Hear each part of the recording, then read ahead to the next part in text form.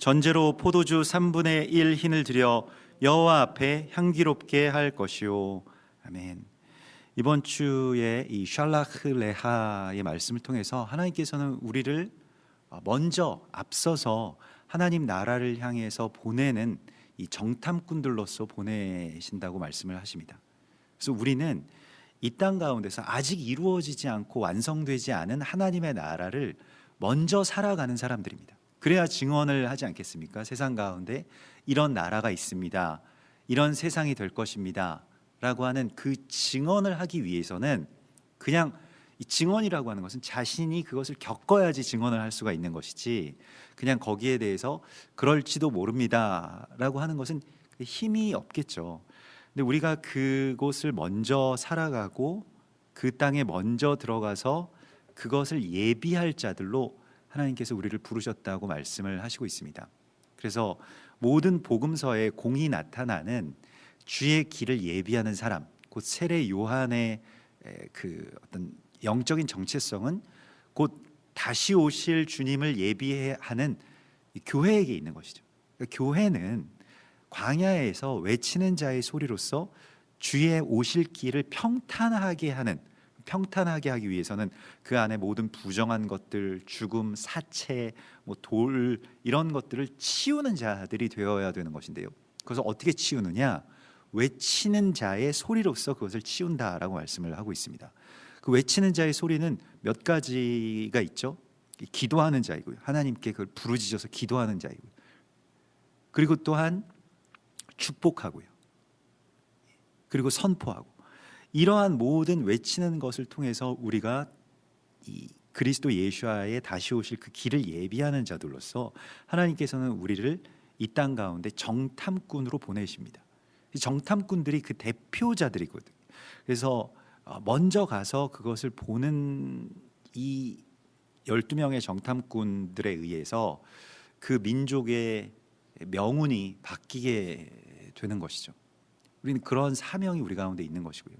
그래서 정탐꾼들이 정탐하는 그 시기가 40일 동안 이 정탐을 하고 땅을 정탐을 하는데 그 토라 포션의 어떤 스케줄이 꼭 그 시기를 대략적으로 맞춥니다. 그래서 오늘 이 말씀이 선포되면서부터 우리가 이번 주에는 그 정탐꾼들이 돌아와서, 올해에는 정탐꾼들이 돌아와서 땅을 악평했던 때가 이제 그 8월 16일, 그러니까 그걸 티샤브 아브라고 해서 이스라엘에 있어서는 국치일이 되고요. 또 그날 계속 성전이 무너지고 유대인들이 아주 고난을 받는 일들이 계속 반복되기 때문에 그게 그 땅을 악평한 것에 대한 아직도 그런 어떤 원망에 대한 그러한 그 대가들을 그렇게 치르고 있는 어떤 상징적인 날이기도 합니다. 그래서 우리가 이제 8월 16일까지 지금부터 한 40여일 정도 이렇게 남아 있을 것입니다. 그 시간 동안 우리도 땅을 정탐하는 그 정탐꾼들의 사명을 가졌고, 또 그것에 대해서 우리가 그러면 이 사명을 어떻게 완수할 것이냐라고 하는 것을 그 이번 주에 생각하기를 하나님께서 원하고 계십니다. 그래서 잘 아시는 바와 같이 12명의 정탐꾼이 갔는데 여호수아와 갈렙은 그 땅에서 아주 심히 아름다운 것을 보았고, 그 땅에서 젖과 꿀이 흐르는 땅이라고 증언하였고, 또 그 땅에 있는 그 포도 열매와 그 포도 열매를 둘이서 꿰고 이 막대기에 꿰고 돌아와서 사람들에게 나누어 줬고요. 그런 어떤 증인으로서 우리가 서야 되는데, 다수 이 두 명은 굉장히 말하자면 정말 마이너리티 리포트를 한 거고요. 다수의 의견은 무엇이었냐면, 그 땅은 우리를 잡아먹을 땅이다, 우리는 그 땅에 가면 다 죽는다, 그 땅은 우리 들어갈 수도 없을 뿐더러 그 땅에는 아낙 자손들, 그 거인 족속들이 버티고 서 있고, 성읍은 굉장히 아주 단단하게 잠겨 있고, 우리가 들어갈 수 있는, 그리고 우리가 그곳에서 살 수 있는 그런 여건이 되지 못한다라고 하는, 말하자면 그들도 나름대로 자신들의 정탐꾼의 사명을 다한 것이었는데요. 그런데 이것에 처음에는 이제 이런 어떤 팩트로부터 시작이 되죠. 사실은 이 팩트는 대적이 굉장히 좋아하는 어떤 그 재료입니다.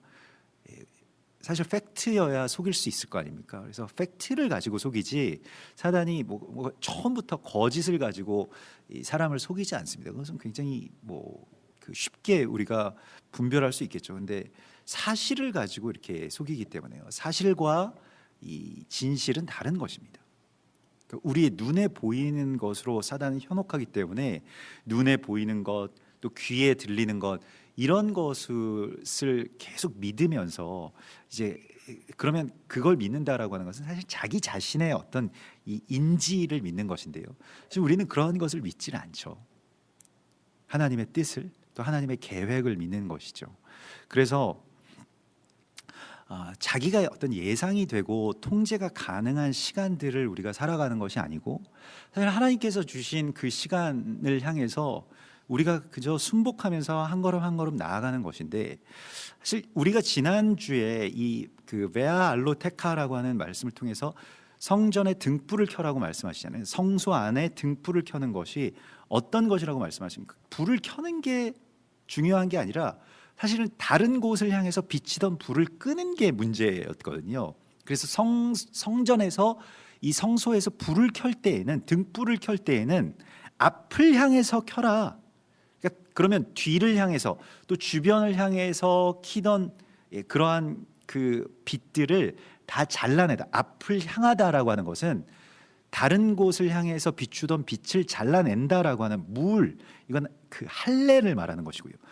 빛의 할례라고 하는 것은 결국에는 우리의 시선의 문제입니다. 시선을 어디다 둘 거냐, 뭘 볼 것이냐라고 하는 것이죠. 그래서 같은 것을 보았는데요. 다 같은 것을 보았는데 실은 여호수아와 갈렙도 그런 것 안 보였겠습니까마는 믿음 안에서 그리로 향하던 시선들을 잘라내는 것이죠. 그 눈의 할례가 우리 가운데 필요합니다. 그 빛의 할례가 우리에게 필요한 것이죠. 그렇게 되어야만 하나님께서 약속하신 그 약속의 땅의 아름다움들을 볼 수가 있게 됩니다. 대적은 계속해서 우리에게 다른 것들을 보도록 유도하죠. 다른 데에 불을 많이 켜놓고요. 현혹한다라고 하죠. 특별히 눈에 보이는 것으로 현혹하기 때문에 우리가 깊이 주의해야 됩니다. 그런데 오늘 이제 그래서 그 백성들에게 원망이 넘어가게 되고요. 그 불안과 두려움들은 곧바로 이게 그 분노가 되기 때문에 두려움과 믿음은 서로 우리 안에서 싸우는 어떤 아주 가장 큰 전쟁과도 같습니다. 우리 안에 그 두려움들이 굉장히 말하자면 우리가 연약하기 때문에 두려움들이 굉장히 다수 의견을 갖고 있을 겁니다. 우리 다 그럴 겁니다. 우리 안에서 다른 사람들 볼 필요 없습니다. 내 안에서 나의 다수 의견은 두려움, 그 현실에 입각한 두려움. 사실은 그렇지 않습니까? 우리가 현실과 주변의 상황을 보게 되면 내 자신의 어떤 능력과 이렇게 견주어 볼 때 안 될 일들밖에 보이지 않죠. 그래서 그냥 막 무턱대고 또 이렇게 그 어떤 자기 확신으로 담대하게 그렇게 뛰어들었다가 또 쉽게 그렇게 이 실패하게 되고 그런 일들을 우리가 몇 번씩 겪으면서 또 결국에는 이제 그러한 것들을 모든 어떤 상황이나 예측들을 조금씩 두려움 가운데서 이제 불안하게 보게 되게 됩니다. 점점 나이가 들면 나이가 들수록 더 그렇게 되죠. 본인들은 그것이 굉장히 합리적으로 우리가 생각을 하는데 그래서 점점 가게 되면 그 노파심이라고 하는 게 꼭 노인들에게만 있는 것이 아니죠. 우리 안에도 계속 이게 말하자면 학습된 무력감이라고 심리학에서는 그렇게 얘기를 하는데 계속 실패하고 아무리 해도 안 되고 실제로 예전에도 담대하게 해봤더니 안 됐으니까 계속 그게 이제 학습이 돼서 다시는 그것을 해도 어차피 안 될 것이다 라고 하는 것이 각인이 되어 있고 실제로 그것은 엄밀하게 얘기하자면 팩트죠. 사실입니다. 그것에 대한 능력이 우리 가운데는 없죠. 그래서 우리가 그렇게 계속 생각하는 길로 가게 되었습니다. 이것은 뭐 이스라엘의 12 정탐꾼이 악했다라고 하는 것이 아닙니다. 그냥 우리의 모습이에요. 그 오늘 이스라엘 백성, 나를 원망하는 이 악한 회중에게 내가 어느 때까지 참으랴, 이렇게 말씀을 하시는데, 이 원망이라고 하는 말이요, 룬이라고 하는 이 히브리 말을 쓰는데, 이 룬이라고 하는 말은 이게 아주 밤새도록 머물다라고 하는 뜻입니다. 이게 어떤 것이냐? 그래서 원망의 이 어떤 프로세스를 우리 가운데 알려주시는데, 우리가 생각 가운데 묶일 때가 있습니다. 그러니까 부정적인 생각들이 우리를 완전히 결박을 할 때가 있죠. 그래서 이 심리학자들도 뭐 그렇게 이 말들을 하는데요. 이게 좀 멘탈이 이렇게 강한 사람들은 그냥 쉽게 떨쳐버리고 그냥 잊어버리고 그냥 뭐 괜찮아 뭐 그냥 잊어버리고 그냥 또 다음 걸 생각하는데, 무언가 이게 예민하고 민감하고 또 묶여 있는 사람들은 계속 그걸 생각한다는 거예요. 밤새도록 생각한다는 거예요. 그게 뭐냐면, 어떤 것에 대한 답을 우리가 다 낼 수는 없지 않습니까? 그 사람이 오늘 나한테 왜 그런 말을 했을까? 이런 것에 대해서 중간에 비어 있는 공간이 있단 말입니다. 그 사람이 나에게 설명을 해줄 수도 없고, 설명을 해주기 전까지는, 그러면 그 비어 있는 공간을 이제 보통의 어떤 건강한 사람들은 그것을 그저 긍정적인 것으로 그냥 뭐 다른 뜻은 없었겠지 뭐 이렇게 하고 그냥 이 어떤 좋은 것들로 이렇게 채워놓고 넘어가는데, 연약하게 되면 이 마음이 연약하게 되면 그걸 계속 그냥 생각만 한다는 겁니다. 왜 그랬을까? 왜 그랬을까? 이랬을까? 저랬을까? 이랬을까? 저랬을까? 이제 이렇게 된다는 것이죠. 거기에서 나중에 가면 어떻게 되냐면 이제 그게 생각의 어떤 결박이 되고, 그래서 밤새도록 생각한다, 밤새도록 머문다, 밤새도록 거기에 머물러 있다라고 하는 그 생각의 결박 가운데 빠지게 되고, 나중에는 그것이 괴롭잖아요. 그러니까 미움이 되고 원망이 되고 분노가 된다는 거죠.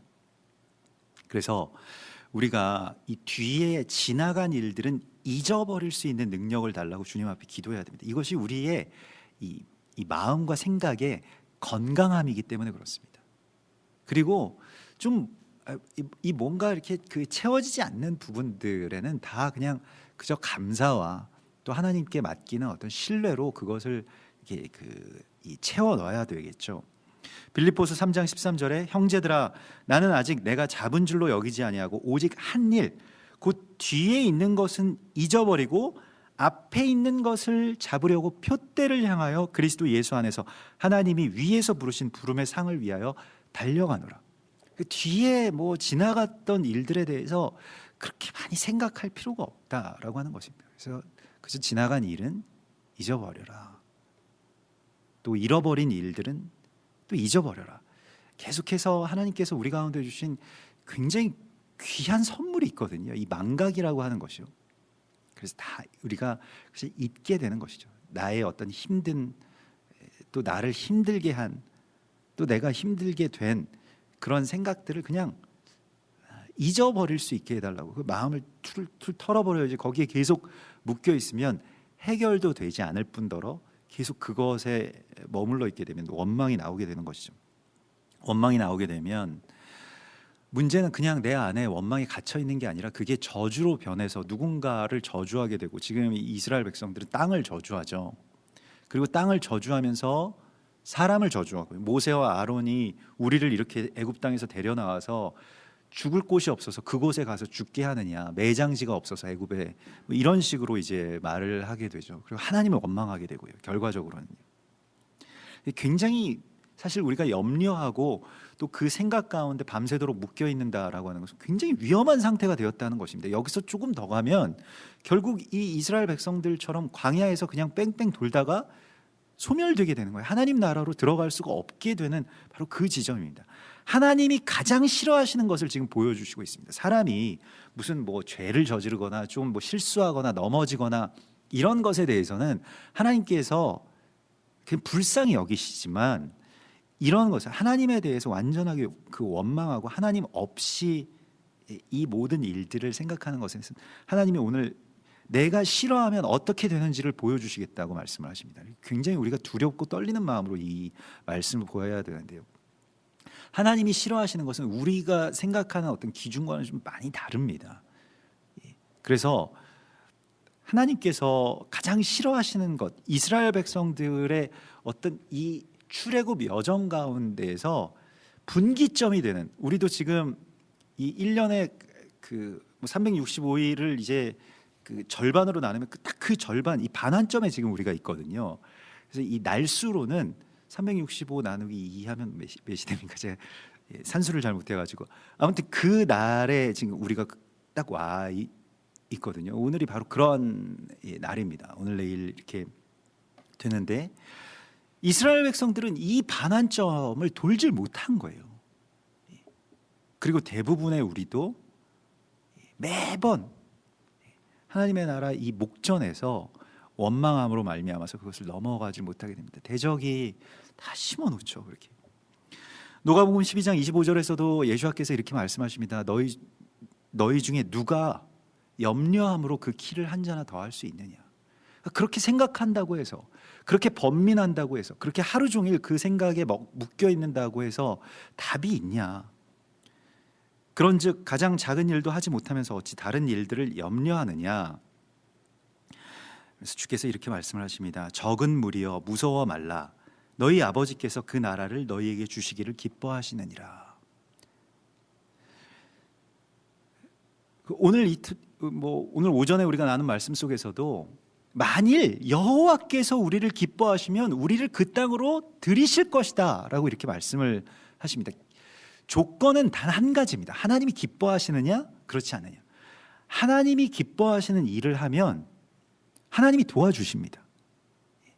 하나님이 기뻐하시는 일을 하나님 명령대로 우리가 하기 시작하면 그 어떤 내 스케줄과 나의 욕심과 나의 고집이 아니라 하나님이 명령하신 것을 우리가 하기 시작하면 하나님께서 반드시 함께 하십니다.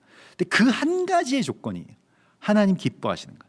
하나님 기뻐하시는 일, 하나님의 뜻에 따라서 하나님 말씀하신 것을 내가 행할 때 하나님께서는 그것에 대해서 반드시 그 모든 것들을 다 도와주십니다. 내 염려로 되는 것이 아니라고 말씀을 하시거든요. 그런데 이스라엘 백성들이 이 나를 원망하는 이 생각 가운데 이 생각의 결박에 묶여가지고 결국에는 그 결박의 결과로 하나님을 원망하게 되는 이 생각의 묶임에서 빠져나오라고 우리에게도 말씀을 하십니다. 그래서 그것은 1차적으로는 이제 망각으로요. 우리가 그걸 잊어버릴 수 있도록 하나님 나를 도와주세요라고 그렇게 기도하고요. 또 더 적극적으로 공세적으로는 어떻게 하는 것이냐면 감사하는 것이죠. 그러한 모든 상황들까지도 또 그러한 그 힘든 그 모든 주변에서 일어나는 그러한 일들까지도 그냥 감사하는 것이죠. 또 더 나아가서는 이제 그런 것들이 내 안에서 보이지 않고 하나님의 나라와 그 나라의 아름다움이 보임으로써 다른 무슨 안악 자손들, 강한 성, 그들 옆에 내가 선다면 메뚜기 같을 걸, 이런 생각들, 그런 것들이 자연스럽게 없어지는 그러한 이 시각과 마음의 할례가 우리 가운데에 하나님께서 주시는 축복입니다. 그래서 우리가 이것을 구하여야 되겠습니다. 우리 안에 지금 10명 대 2명의 어떤 그런 싸움이 있는 거예요. 내 안에요. 내 안에 그 부정적인 어떤 그 10가지의 생각, 그 2가지의 어떤 소망과 기쁨과 기대가 있다라고 하면 10가지의 부정적인 어떤 그런 일들이 있죠. 그래서 그러한 것들이 나를 결박하지 못하게 하소서라고 주님 앞에 우리가 기도합시다. 그래서 주께서 오늘 이렇게 말씀을 하십니다. 결국에는 이러한 생각들과 또 이러한 분노와 또 땅에 대한 악평, 여러분 땅에 대한 악평은 그냥 땅에 대한 악평만은 아닙니다. 우리가 다 흙에서 나왔기 때문에 사람에 대한 악평도 곧 땅에 대한 악평이 됩니다. 사람은 어찌 보면 이 흙의 속성을, 땅의 속성을 갖고 있기 때문에 그렇죠. 그래서 이 어떤 악평한다라고 하는 것에 대해서요. 뭐, 특별히는 이제 땅에 대한 악평은 굉장히 우리가 주의해야 되고, 예. 그리고 사람에 대한 악평도 그와 마찬가지라고 하는 것을 우리가 알아야 되는데, 내 오늘 28절의 말씀을 보면 내 귀에 들린 대로 내가 행할 것이다 라고 말씀을 하십니다. 저주, 원망, 악평 그대로 이루어 주겠다라고 하나님께서 말씀을 하십니다. 마태복음 12장 36절에서는 이것에 대해서 내가 너희에게 이르노니 사람이 무슨 무익한 말을 하든지 심판날에 이에 대하여 신문을 받으리니 내 말로 의롭다함을 받고 내 말로 정죄함을 받으리라고 말씀을 하십니다. 사실 우리는 뭐 행위가 문제지 뭐 말은 뭐 무슨 말이든 할 수 있고 뭐 뒤에서는 나라님도 다 욕할 수 있다 이렇게 생각을 하는데, 말한 대로 하나님께서 이루시겠다라고 말씀을 하시고, 사실 이것은 우리에게 있어서 권세이자 또 어떤 면에서는 저주가 됩니다. 내가 저주한 대로 그 저주가 나에게 돌아오기 때문에요. 그래서 비방을 하고 욕을 하고 또 비아냥하고 뭐 비난하고 저주하는 그런 모든 것들이 자신에게 돌아오게 되는 그 아주 정말로 무시무시한 저주죠. 또 어떤 면에서 우리가 축복한 대로 또 감사한 대로 그것이 또한 나에게 돌아오게 되는 것은 또 축복인데요. 우리가 말에 권세가 있다라고 하는 것은 우리 가운데 주신 가장 큰 축복이자 또 가장 두려운 축복이기도 하다라고 하는 것을 알아야 할 것입니다. 그래서 입술로 뭔가 이렇게 나올 때 굉장히 주의해야 되고요. 또 그 이전에 생각이 나를 계속 그것으로 막 끌고 가, 사단이 계속 내 생각을 끌고 가잖아요. 나는 막 버티는데 계속 끌고 갈 때 그걸 하나님의 말씀의 칼로 끊어내야 됩니다. 사단아 물러가라. 너는 나를 방해하는 자다. 나를 넘어지게 하려는 자다.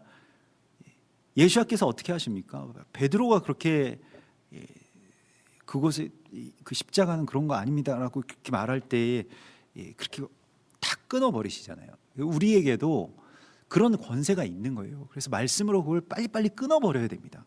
자꾸 내 안에서 막 원망이 나타나고 가끔씩 생각을 막 사단이 지금 현재 일어나는 일도 아닌데 계속 이렇게 끌고 가가지고 뭐 과거에 좀 안 좋았던 기억, 뭐 아니면 굉장히 원망할 만한 어떤 사건, 이런 곳과 그런 현장으로 계속 우리를 끌고 가서 거기에 앉혀놓으려고 하는 것입니다. 거기에 우리가 앉을 필요가 없는데요. 그건 이미 지나간 일이고 나는 잊은 일이고 더 이상 나에게 일어날 일도 아니고, 그런 곳에 사단이 우리를 앉혀놓으면 빨리 자리를 박차고 일어날 수 있어야 됩니다. 그것을 성경은 복이라고 말하고 있습니다. 복 있는 자는 오만한 자의 자리에 앉지 아니하고. 그래서 귀에 들린 대로 행하리라라고 하는 말씀은요, 그 유다서 1장 15절에서도 이런 말씀이 나옵니다. 심판에 대해서 무사람을 심판하사 모든 경건하지 않은 자가 경건하지 않게 행한 모든 경건하지 않은 일과 또 경건하지 않은 죄인들이 주를 거슬러 한 모든 완악한 말로 말미암아 그들을 정죄하려 하심이라 하였느니라. 심판받는 사람들에 대해서 이렇게 말씀을 하십니다. 이 사람들은 원망하는 자며 불만을 토하는 자며 그 정욕대로 행하는 자라. 그 입으로 자랑하는 말을 하며 이익을 위하여 아첨하느니라. 그래서 말에 대해서 심판을 받는다라고 하는 것이 너무나도 많이 나옵니다, 성경에. 그리고 사단은 우리가 말에 권세가 있다는 걸 알고 그것을 이용하죠. 말의 권세로 사단을 우리가 결박할 수 있고 하나님의 나라를 선포할 수 있기 때문에 그 전에 우리가 원망하는 말을 함으로써 그 저주를 스스로에게 돌리도록 한다는 것입니다. 그래서 시편 141편에 다윗이 이런 기도를 합니다. 나의 기도가, 나의 말이 주의 앞에 분향함 같이 되며 향기롭게 올라가는 그런 향연이 되게 하며 나의 손 드는 것이 저녁 제사 같이 되게 하소서.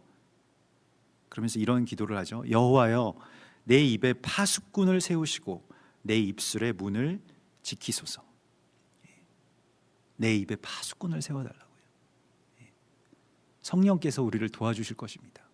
내 입에 파수꾼이 되셔서 내 입에서 정말 주님 앞에 우리가 이렇게 간절히 기도해야 됩니다. 주님, 내 입술에서 나오는 모든 말이 주님 앞에 향기롭게 올라가는 향연이 되게 해주십시오. 축복의 말이 나오고요. 두려움의 말, 무슨 사실은 이런데 이거 되게 걱정되지 않냐, 이러한 그 모든 어떤 악평과 두려움과 믿음 없는 그런 말들이 내 안에서 사라지고 주님께서 우리 가운데 주신 그러한 담대한 선포와 기도, 그것이 향연이 되어서 올라가게 해달라고 우리가 주님 앞에 기도하면 주께서 지켜주시는 것입니다. 이게 내가 입 조심해야지, 말 조심해야지 이렇게 되는 것이 아니고요. 또 인격적으로나 어떤 심정적으로 이것을 어떤 그냥 긍정의 힘, 심리적인 그런 이야기가 아닙니다.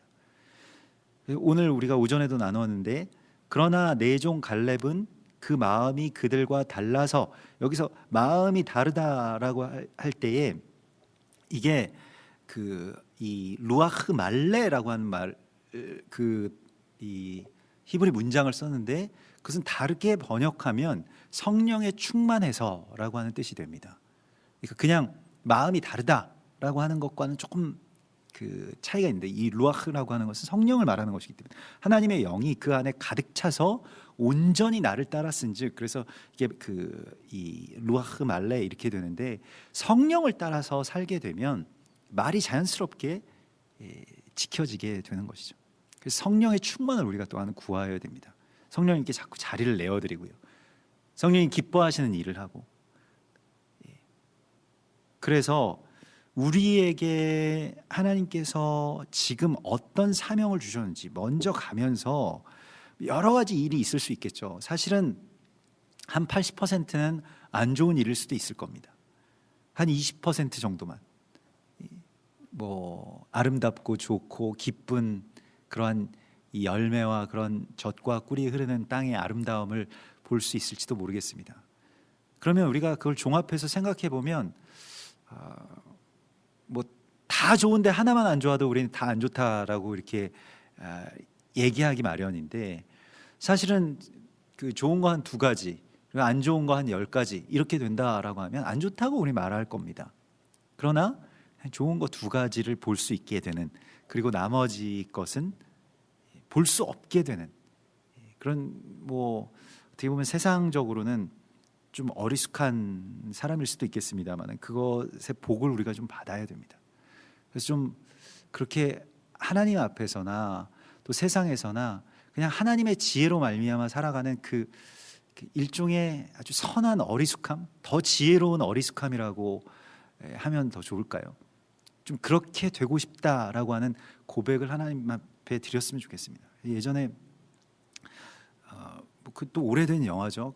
이 포레스트 검프 이렇게 보면서 저희 어머니가 나는 포레스트 검프처럼 되고 싶어 이렇게 말씀을 하시더라고요. 그래서 나는 그 영화를 봐도 포레스트 검프처럼 되고 싶다 이런 생각은 해본 적이 없는데, 포레스트 검프처럼 되고 싶다는 거예요. 좀 어수룩하고 그런데 그냥 순수하게 이렇게 살아가니까 하늘의 도움을 받는 그 포레스트 검프처럼,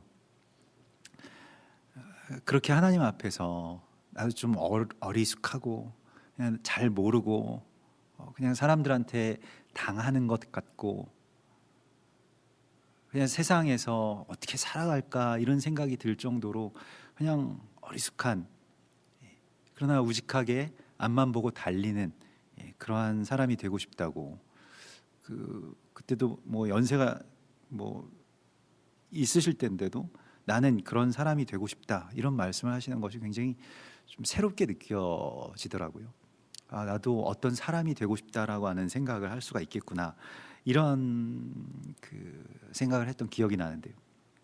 우리가 이 세상 가운데 살아가면서 하나님의 나라를 향해서 정말로 앞만 보고 달려갈 수 있는, 그리고 주변에 또 뒤에 일어났던 일들, 사람들, 지금 현재의 상황들, 걱정들이 너무 많이 우리 가운데 우리 발목을 잡는 거예요.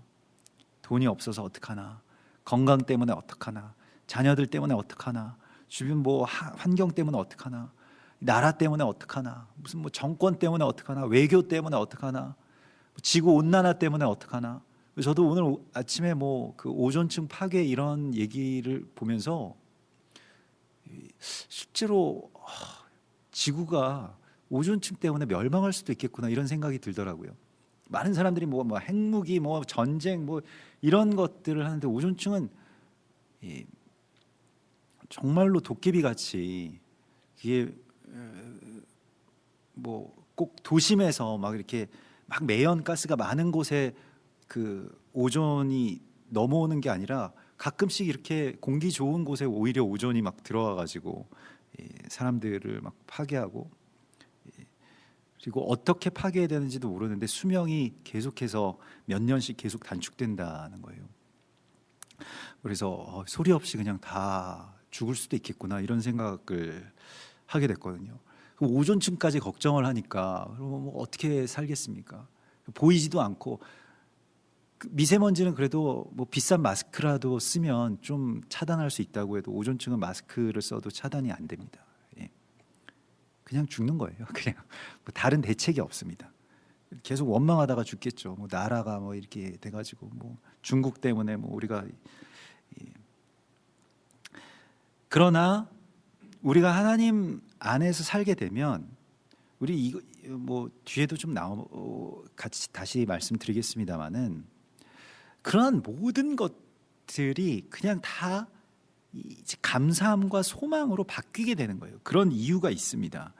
근데 오늘 이 좀 말씀 자체가 이제 이 백성들에 대한, 특별히 원망한 자들에 대한 심판의 말씀이기 때문에 계속 이런 말씀들을 우리가 좀 괴롭지만 다시 봐야 되겠습니다. 우리가 꼭 그렇다는 게 아니더라도 그래도 우리 안에 이런 다수의 두려움이 있다라고 하는 것을 생각하시면서 다시 조금 보면 이 35절의 말씀을 보면 나 여호와가 말하였거니와 모여서 나를 거역하는 이 악한 온 회중에게, 사실 교회가 왜 모였는지를 생각해야 되는데, 모여서 사람들이 이제 거역하게 되었다라고 이렇게 말씀을 하고 있는데, 이 원망 때문에 이제 거역까지 나가게 되는 것이죠. 근데 이 거역이라고 하는 말은 그 하나님 위에 있다라고 하는 뜻입니다. 그래서 이 35절에 거역한다라고 하는 말은 뭐 뭔가 이렇게 반역한다라고 하는 말보다는 조금 이게 알이라고 해서 무엇 위에 있다, 그러니까 특별히 하나님 위에 있다는 거예요. 우리가 두려워한다라고 하는 것은 하나님 위에 있다라고 하는 것을 의미합니다. 사실 굉장히 저는 소름 끼치게 막 이렇게, 사실 그 두려워하는 것 자체가 두렵게 느껴지는 말씀이거든요. 예전에 우리 모래시계의 그 최민수 그 배우의 대사가 내가 무서워할까봐 나는 너무 무서워, 뭐 이런 그 대사가 기억이 나는데, 사실 두려워한다라고 하는 것이 우리는 그냥 연약하기 때문에 두려워한 것뿐인데, 사실은 그것이 하나님 위에, 하나님을 넘어서 내가 생각하기 때문이다라고 성경이 우리 가운데 말씀을 하고 있습니다. 그리고 이 두려움이라고 하는 것이, 이게 거역한다라고 하는 것이 사실 여기 사전적으로 이런 뜻이 있습니다. 뭐뭐 때문에, 누구 때문에, 뭐 때문에라고 하는 그 어떤 이유에 대한 원망이 여기에 있습니다. 그래서 거역을 하게 된다라고 하는 것이죠. 하나님께서 우리를 향해서 경고하시는 그 경고를 아주 계속해서 듣게 되는데, 이 사건에 대해서 고린도전서 10장에서 바울이 주석해 놓은 것이 있습니다. 그들에게 일어난 이런 일은 본보기가 되고 또한 말세를 만난 우리를 깨우치기 위하여 기록된 것이라. 그러니까 우리가 성경을 보면서 이게 좀 반유대주의적으로 보는 사람들은 이스라엘 백성들 참 형편없구만, 뭐 이렇게 보시는 분들도 있습니다. 그러니까 다 망하지, 뭐 이렇게 보시는 분들도 있습니다만은, 이것은 우리의 본복이라고, 우리의 자화상이라고 말씀을 하고 있는 거예요. 그래서 고린도전서 10장 10절은 이렇게 말씀하십니다. 그들 가운데 어떤 사람들이 원망하다가 멸망시키는 자에게 멸망하였나니 너희는 그들과 같이 원망하지 말라, 이렇게 말씀을 하십니다. 그래서 실은 저도 이 목회나 어떤 말씀 사역에 대해서 이런저런 어떤 분석도 하고 예전에 그런 연구들도 하지 않습니까? 그 신학교 다닐 때 설교학도 그렇고 나중에 이제 사역을 할 때도 대형 교회의 그런 설교팀 이런 게 있습니다. 그래서 그런 설교를 만드는 어떤 스태프들이 있는데 그 중에서 저도 그런 사역들도 오랫동안 했었는데, 근데 이제 여러분들의 설교들을 다 분석을 합니다. 그러면 이제 그 설교자들의 어떤 그 교회와 연결돼서 결국에 그 설교의 열매가 어떠냐, 설교 자체에 대해서도 물론 분석을 하고 또 거기에 대해서 결과적으로는 그럼 그 열매가 어떻게 되느냐라고 하는 것을 분석을 해봤는데, 사실은 굉장히 어떻게 보면 이게 설교라고 할 수 있을까? 그러니까 별다른 말이 없고요. 무슨 논리가 있는 것도 아니고 어디서부터 시작되는지 그리고 어디서 끝나는지는 잘 모르겠는데 아무튼 이게 설교라고 해요. 이게 이름 말씀드릴 수 없습니다. 굉장히 유명한 분들이신데,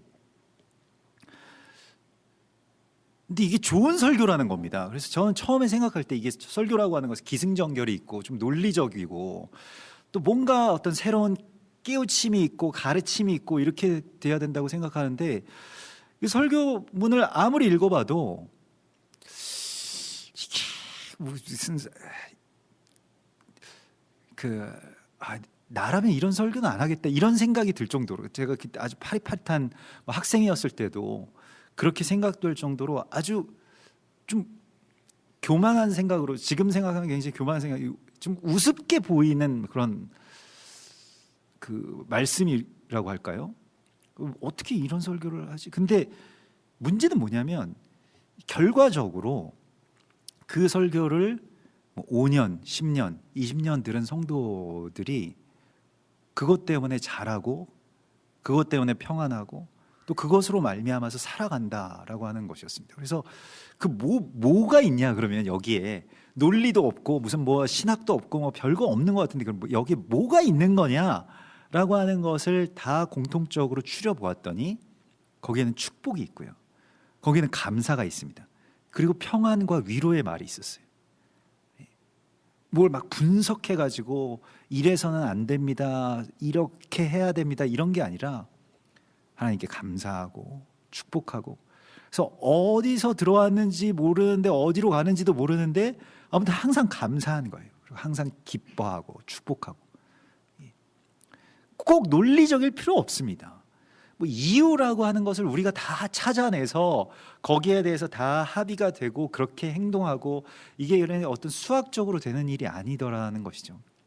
그냥 감사하고 항상 기뻐하고 그냥 쉬지 말고 기도하고 범사에 감사하는 것이죠. 이게 어떤 논리적인 이야기입니까? 항상 우리가 기뻐하면 실없는 사람 되기 쉽죠. 범사에 우리 감사한다라고 하는 것도 정말 정신없는 사람 되기 쉽죠. 그러나 그런 모든 것들 안에서 우리에게 주시는 어떤 평안, 우리 가운데 주시는 위로, 우리 가운데 주시는 그 감사를 우리가 말을 해야 되겠습니다. 이게 꼭 비단 설교뿐이겠습니까? 집에서 누군가가 계속해서 이런 말을 한다. 어떤 말을 내가 집에서 하느냐. 그래서 요즘에 저도 아이들이랑 우리 말한 대로 다 받으니까 절대로 우리는 서로 놀리지도 말고, 아이들이 자꾸 저 놀리는 그런 맛을 요즘에 들어가고 있어가지고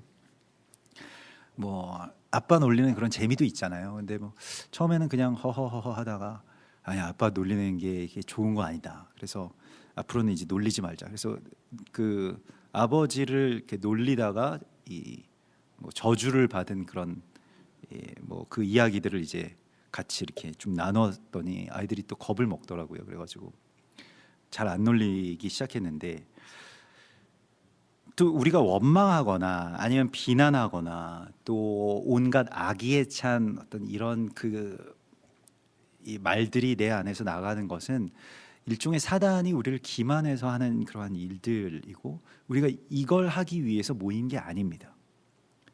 여기서 모여서 나를 거역하는, 여기서 모임이라고 하는 것이 굉장히 중요한데, 사람들 안에서 말이라고 하는 것은 계속 증폭돼서 나아가기 때문에요. 그래서 히브리서 3장 17절에도 하나님이 40년 동안 누구에게 노하셨느냐, 또 누구에게 맹세하사 그의 안식에 들어오지 못하리라 하셨느냐, 곧 순종하지 아니하던 자들에게가 아니냐, 이로보건대 그들이 믿지 아니함으로 능히 들어가지 못한 것이라. 원망한다는 것은 믿음이 없다는 것이고요, 원망한다는 것은 순종하지 않는다는 것이기 때문에 믿음이 없이 약속의 땅에 들어갈 수 없고, 그러하기 때문에 우리는 하나님께서 이곳에 또 우리의 삶 가운데 보여주시고 우리를 지금 보내주셨잖아요. 지금 내가 살아가고 있는 이 삶의 현장이 지금 내가 보내심을 받은 이 샬라흐, 주께서 파견하신 곳이라는 겁니다. 내가 정탐꾼으로서 지금 파견되어 있는 거예요. 나의 삶의 지금 이 현장이라고 하는 것이요, 나에게 주신 이 환경이라고 하는 것이, 뭘 보고 어떻게 말할 것이냐라고 하는 것에 전체 공동체의 명운이 달려있다라는 것입니다.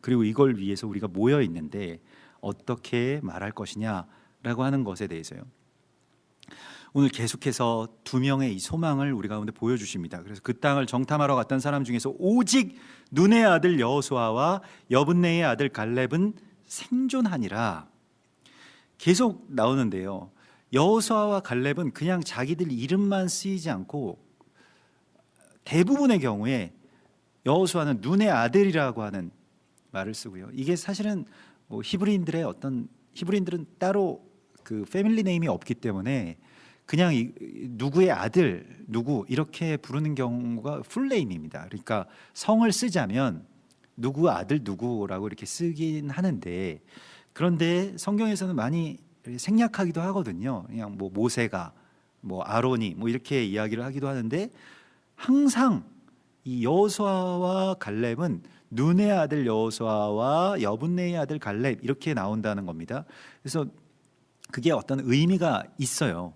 그런데 이 눈의 아들, 이 눈이라고 하는 여호수아는 이제 예수아의 이름과 같은 것입니다. 예수아께서 구원이시다, 여호와께서 구원이시다라고 하는 것이죠. 여호수아, 원래는 호세아였는데 그냥 구원이라고 하는 이름이었는데, 그걸 아주 정확하게 예수아께서 구원이시다라고 그렇게 깨닫게 된, 이것은 이방의 교회와 또 정치성을 같이 가고 있는데, 아무튼 그가 눈의 아들이라는 거예요. 눈의 아들 예수아 이런 뜻입니다.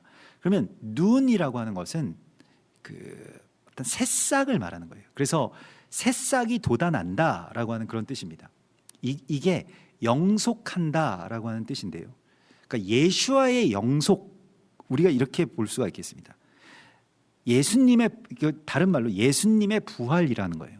예수님의 부활은 2000년 전에 예루살렘에서만 일어났던 그런 어떤 물리적인 그 육신의 회복만이 예수아의 부활이 아니고요, 예수아께서는 오늘날 끊임없이 우리 안에서 영속하십니다.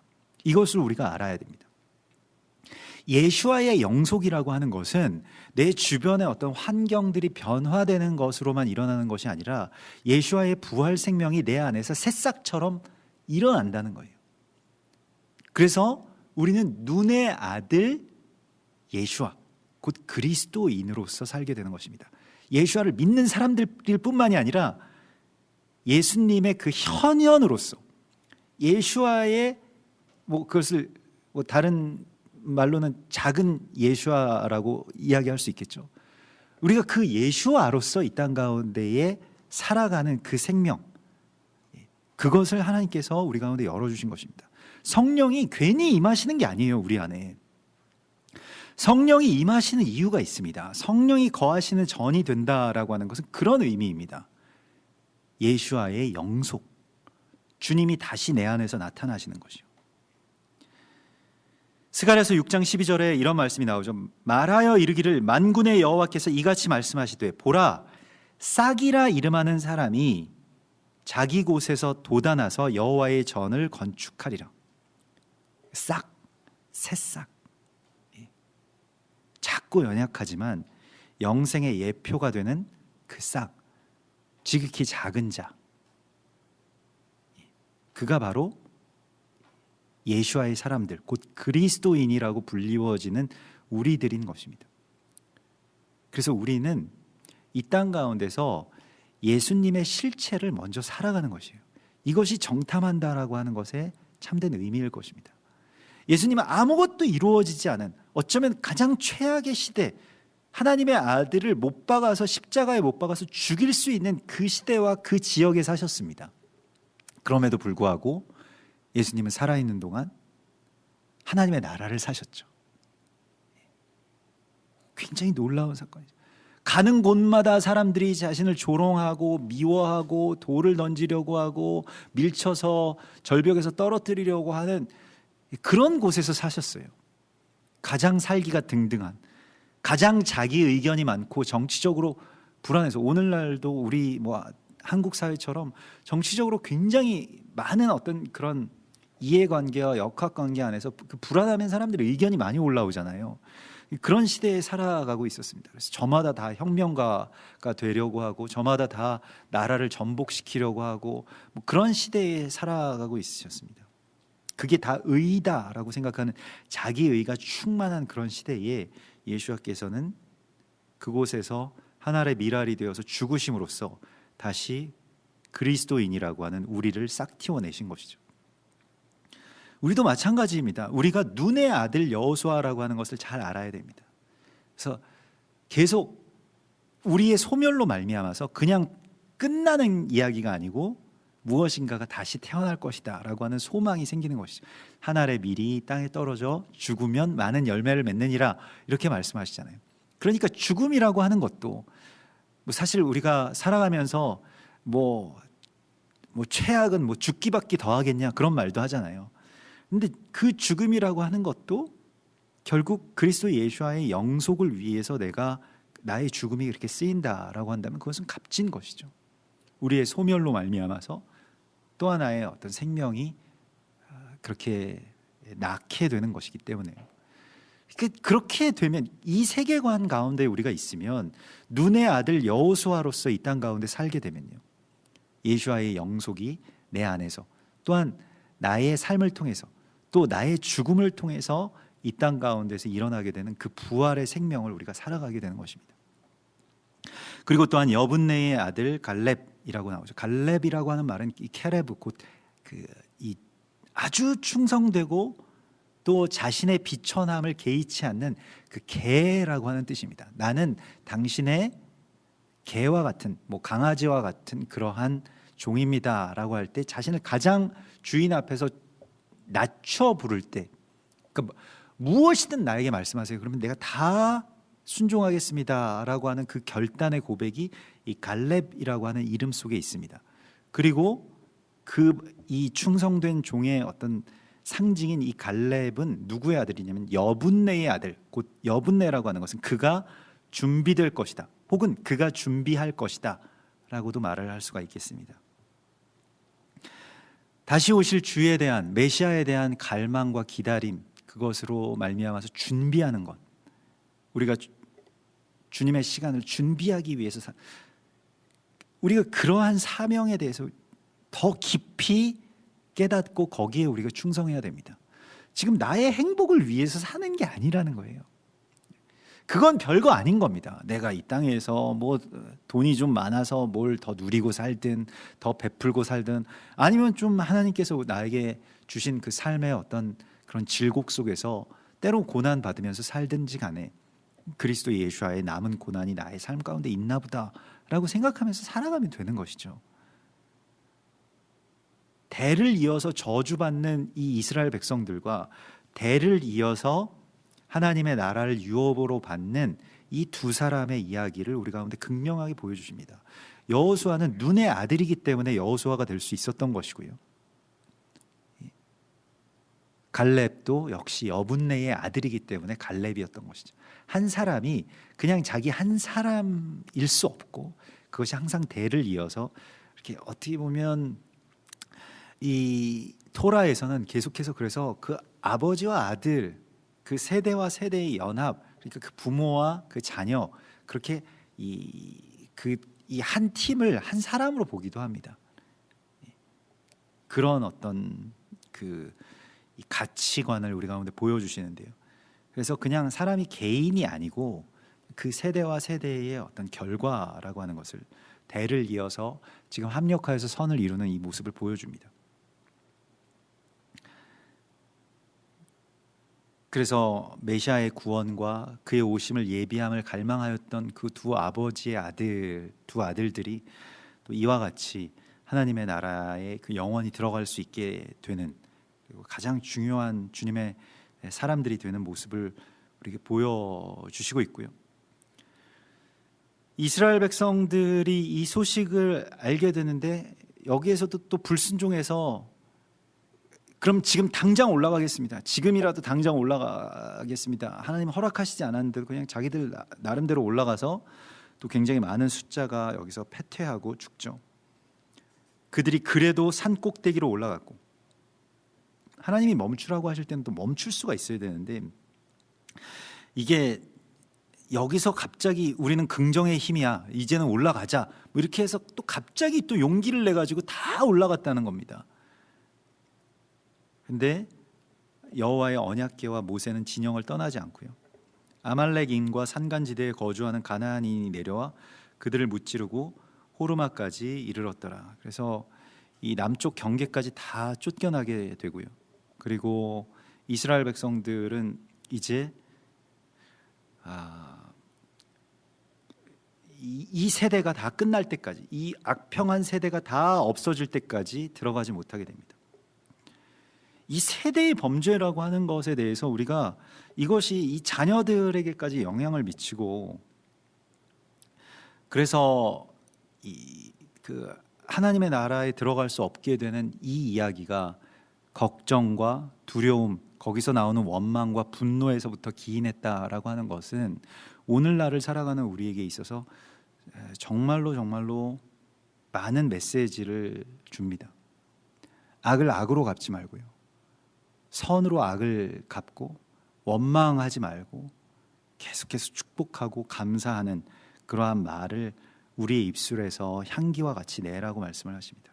그리고 하나님께서는 이렇게 백성들 그냥 너희는 다 끝이야 이렇게 말씀하시지 않습니다. 그래서 그냥 너희는 저주 가운데 이제 앞으로 40년 동안 살고 너희 죽고 난 다음에 너희의 자녀들을 데리고 나는 들어갈 거야 이렇게 말씀하시고 그냥 끝내시지 않습니다. 여기에 대한 어떤 날수대로 주님께서 다 받으시겠지만 오늘 말씀은 여기서 멈추지 않고요. 이 토라 포션은 그 나중에 이제 뭐 학자들이 그 어떤 문맥이나 편의상 나눈 이 장과 절의 그 나눔과 좀 많이 다른 어떤 편집의 메시지를 갖고 있는데요. 민수기 14장에서 그냥 멈추었다면 정말 슬펐을 것 같아요. 그냥 우리는 이렇게 돼서 그냥 다 끝났구나. 그런데 15장의 오늘 7절까지 이 토라 포션의 이 한 말씀 꾸러미가 있다라고 하는 것은 참 너무나도 감사하고 위로가 되는 말입니다. 여호와께서 모세에게 말씀하여 이르시되 이스라엘 자손에게 말하여 그들에게 이르라 너희는 내가 주어 살게 할 땅에 들어가서라고 하는 말씀이 나옵니다. 영원히 못 들어가는 것이 아니고 내가 주는 땅에 너희 들어갈 수 있다. 너희 들어갈 것이다. 다시 소망을 품으라고 말씀하시고 다시 시작하자. 다시 약속의 땅에 대한 소망을 품고 그 소망의 이 절망과 패배와 낙심의 시간을 어떻게 돌이킬 것이냐? 다시 예배하자. 너희가 그 약속의 땅에 들어가서 할 예배를 지금 광야에서 준비하자라고 말씀을 하십니다. 그래서 여호와께 화제나 범제나 서원제를 갚는 제사나 낙헌제나 이 모든 제사를 향기롭게 여호와께 드릴 때에 그러한 헌물을 드리는 자는 고운 가루 10분의 1에 기름 4분의 1 흰을 섞어 여호와께 소제로 드리라라고 말씀을 하십니다. 그래서 약속의 땅에 들어가서 여호와께 향기로운 제물을 드릴 때 고운 가루의 제사를 드리라. 고운 가루는 파쇄의 의미가 있죠. 자아의 파쇄, 자기 생각을 곱게 갈고 거기에 기름을 섞어, 성령의 기름으로 말미암아서요. 그래서 이 넷이라고 하는 숫자는 기름 4분의 1, 이 넷이라고 하는 숫자는 복음 혹은 연합, 이 땅의 숫자이고요. 또한 그 전제로서 포도주 3분의 1을 드리라. 전제는 하나님 앞에 나의 삶을 이제 기꺼이 부어 드리는 것을 말합니다. 하나님 나에게 채워주시는 삶이 아니고요. 또 세상이 나에게 계속 공급해주고, 뭐 나라는 나를 위해서 뭘 해줘야 되고, 교회는 마땅히 나한테 뭘 해줘야 되고, 나는 계속 누군가로부터 뭘 받아야 되고, 마땅히 누구가 나를 사랑해줘야 되고, 이런 것이 아니고, 전제라고 하는 것은 이제부터 내가 부어서 드리는, 내 안에서 나오는 제사를 말합니다. 그래서 사도 바울이 전제와 같이 내가 부어지고 라고 하는 말을 자주 하죠. 그리고 빌립보 성도들에게 빌립보서 2장 17절에서 당신들의 믿음의 재물과 섬김 위에 내가 나를 전제로 드릴지라도, 내가 다 부어줘도 나는 기뻐하고 당신들과 함께 기뻐할 것입니다. 이와 같이 함께 기뻐하십시다 라고 그렇게 권면하는 모습을 보게 됩니다. 나를 부어서 드리는 제사, 그 자리까지 이제 나가게 되는 것이죠. 삶이 얼마나 여러분 남아 있을 것 같으십니까? 그리고 뭘 더 채워야 우리가 만족하겠습니까? 돈을 얼마 더 있어야 그 다음부터 하나님의 일을 하시겠습니까? 우리가 지금 이 상황 가운데서도 하나님 앞에 감사의 제사를 드리고, 또 나의 남아있는 이 삶의 건강, 또 남아있는 날, 그리고 남아있는 열정, 부을 수 있는 이 시간 속에서 내가 이 모든 것들 전제와 같이 하나님 앞에 다시 부을 수 있는 이러한 제사, 이러한 예배, 또 이것을 통해서 하나님의 나라에 들어갈 소망을 다시 품으라고 주께서 말씀을 하십니다. 우리도 고운 가루의 제사, 또 전제의 이 드려짐의 제사로서 하나님 나라를 다시 소망하고 다시 회복하는 그러한 귀한 주님의 증인들이 되기를 소망합니다. 같이 기도하겠습니다. 주님 바라보시면서 이 시간 좀 기도했으면 좋겠습니다. 오늘 주께서 우리 가운데 말씀하신 모든 부르심들 가운데 우리가 온전히 응답할 수 있게 하여 주시고, 하나님 이로 말미암아서 우리가 오직 주를 높이고 주를 찬양하며 주님의 거룩한 나라, 또 그 땅의 아름다움을 이 땅 가운데 선포하고 감사하는 그러한 주님의 증인들 되게 하여 주시옵소서. 우리 앞에 수많은 불안의 요소들과 불만의 환경들이 보인다 할지라도 주님 땅의 신이 아름다운 것을 보게 하시고, 주님 말씀과 언약의 그 아름다움을 우리가 붙들면서 눈의 아들 여호수아와 여분네의 아들 갈렙처럼 담대하게 나아가게 하소서. 그러한 복을 우리 가운데 허락하여 주시옵소서. 우리 이렇게 같이 말씀 붙들면서 주님 앞에 고백하며 나아가십시다. 주여,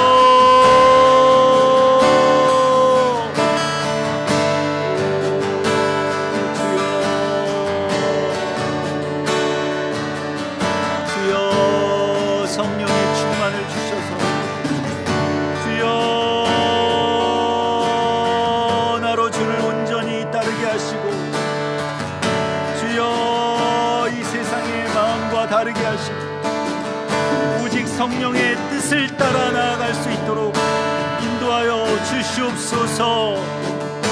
주여,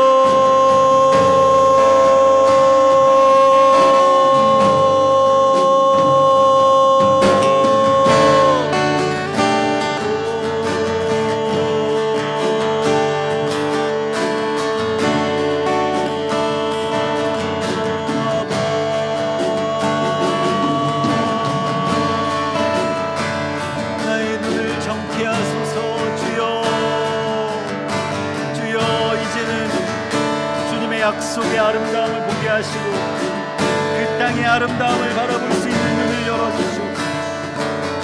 주여,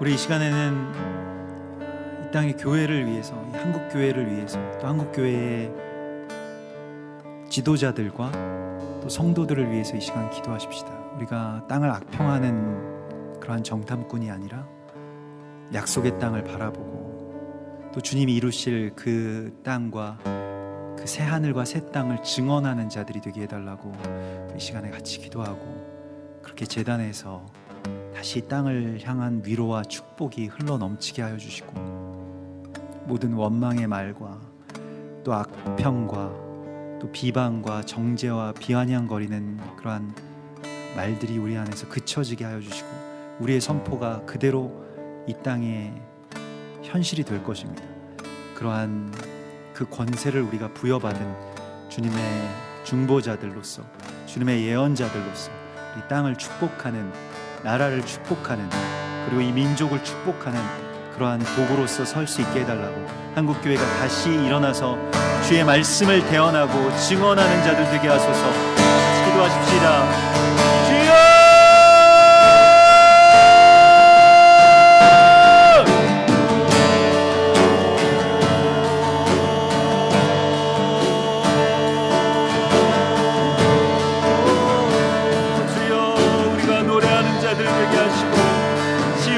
찬송과 신령한 노래로서 서로 화답하며 감사하며 땅을 변화시키는 축복의 말을 하게 하소서.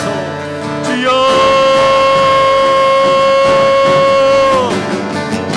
모든 저주와 악독의 말들이 그쳐지게 하시고, 주여, 감사와 위로와 축복의 말들로 주여 이 제단이 변화되게 하여 주시옵소서. 주여, 한국교회의 모든 지도자들이 이제 주의 말을 대언하게 하시옵소서. 성령의 충만함을 받아서 주여, 두려움과 원망보다 주께서 말씀하시는 그 놀라운 약속과 주여, 주의 말씀이 젖과 같이, 주의 말씀이 꿀과 같이 주여 이 땅 가운데 흐르게 하소서. 주여, 오직 주의 말씀만 따를 뿐입니다. 정년이 무엇으로 그 행실을 깨끗하게 하니, 오직 주의 말씀만 따를 뿐입니다. 주여,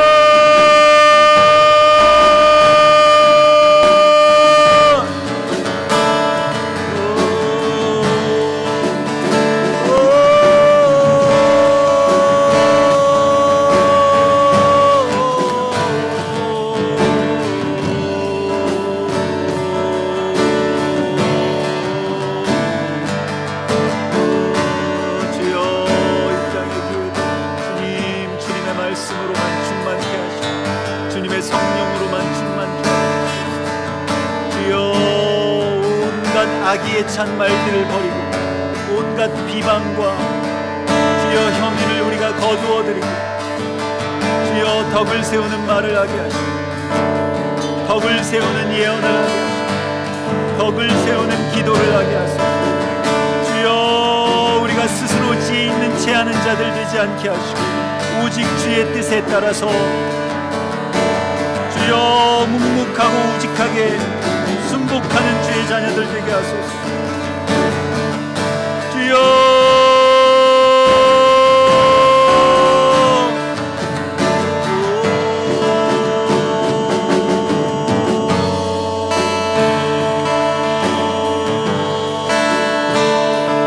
만나주소서.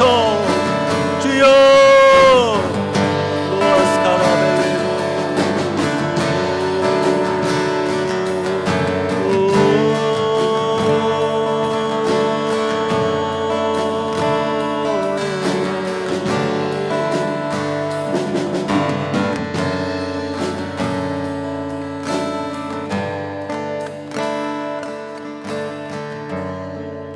또한 이 시간 우리 주께서 저 북녘 땅을 풀어주시고 또 온전한 통일을 이루시기를 우리 소망하면서 다시 한번 이 나라를 위해서 기도할 때에 정말로 저 모든 북쪽의 어떤 체제가 또 교회를 핍박하고 성도들을 죽이는 그러한 모든 일들이 이제 그쳐지게 하여 주시고, 또 그러한 모든 것들이 다시 하나님의 나라로, 하나님의 땅으로 변화되고 평양 땅에 다시 찬송이 사무치게 하시고, 모든 교회의 예배당의 종소리가 회복되게 하여 주시고, 다시 성도들이, 다시 사람들이 흰 옷을 입고 주의 제단에 나와 예배하며 노래할 그 날을 허락하여 주시옵소서. 우리는 이것을 바라는 것입니다. 주님, 우리가 이것을 구합니다. 이 통일을, 이러한 회복을 주님 이 땅 가운데 허락하여 주시옵소서. 주여, 이 땅 가운데 다시 주님의 나라를, 주님의 교회를 회복시켜 주시옵소서. 우리가 기도하겠습니다. 주여,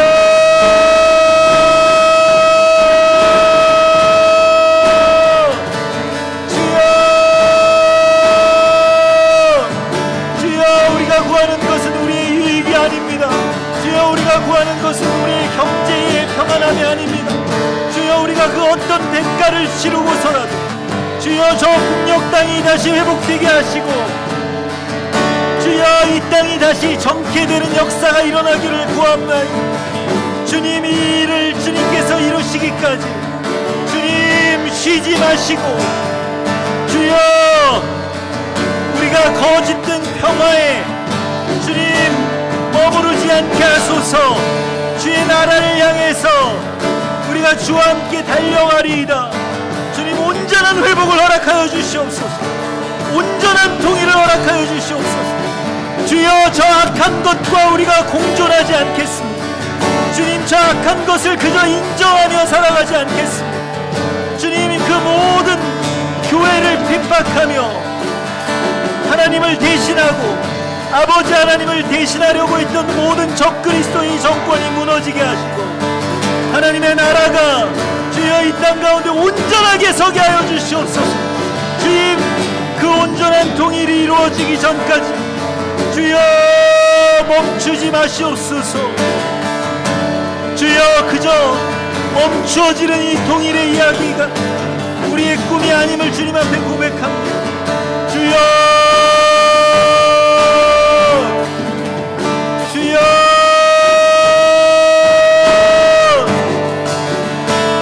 다시 평양 땅의 예배가 회복되게 하여 주시옵소서.